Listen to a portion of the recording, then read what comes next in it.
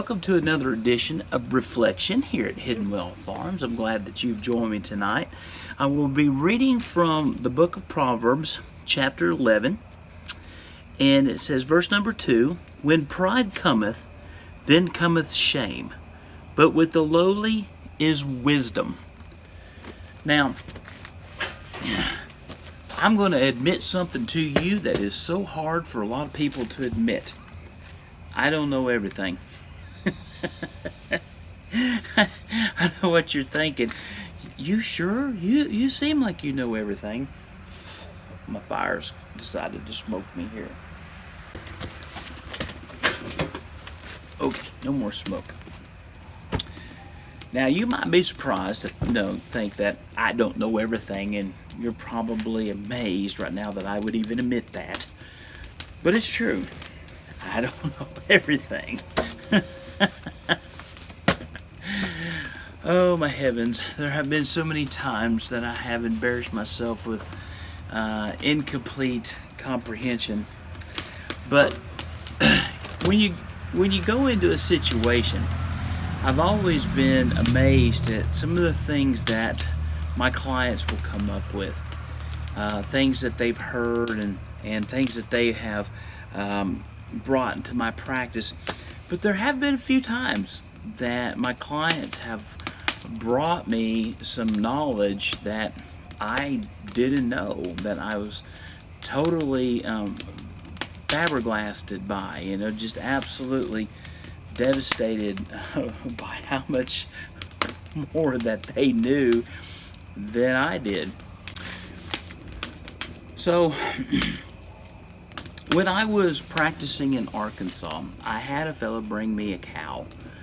Now this beautiful cow, she was, I can't remember what breed she was. I think she was a Gert, but she had horns, big, massive horns. And he wanted me to cosmetically dehorn this cow. Now, I have never cosmetically dehorned a cow at this point in my life. I didn't even know what a cosmetic dehorn was, let alone know how to do one. And my colleagues were in the building at South County Animal Hospital in Arkansas. They were in the building having a meeting, and they sent me, because I was the low man on the totem pole, to do this cosmetic dehorn. And this guy put this beautiful cow up in the head chute, and I was looking at these horns. They were massive, and he wanted me to remove them.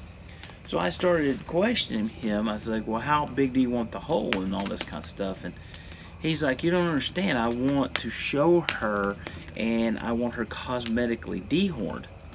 I said, so you want me to remove the horns and put the skin back together? He said, yes. I seriously had no clue that you could even do that.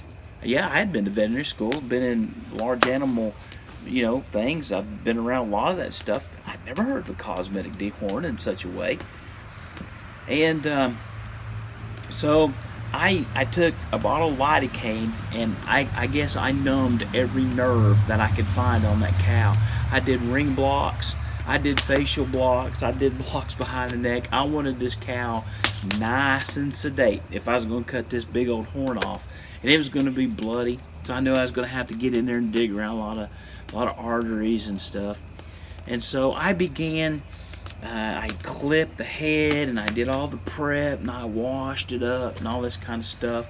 And I removed this one really big horn, and I got some skin, and I made some perforations in it. Oh gosh, it probably took me 45 minutes to cover the one hole.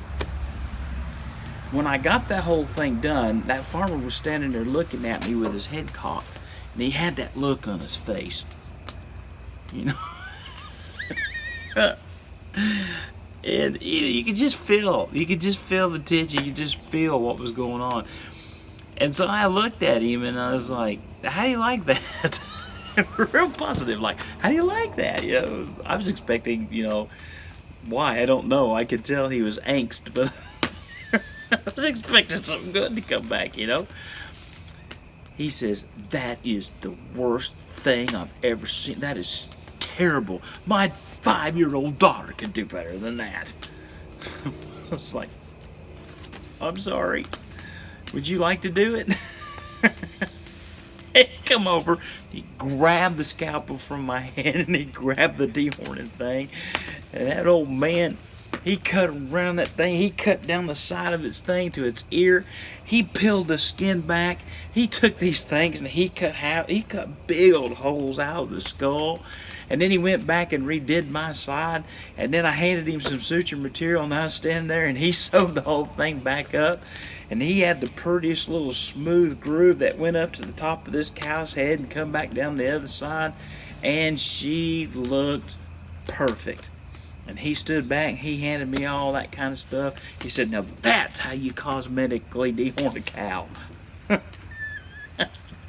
I just looked at him, I said, you know, that looks really good. You've taught me a lot today. I could have been angry, I could have been mad, I could have done a lot of things, but not only was I showed up by him, but I was amazed by him. I was amazed by his knowledge and his talent and all that kind of stuff.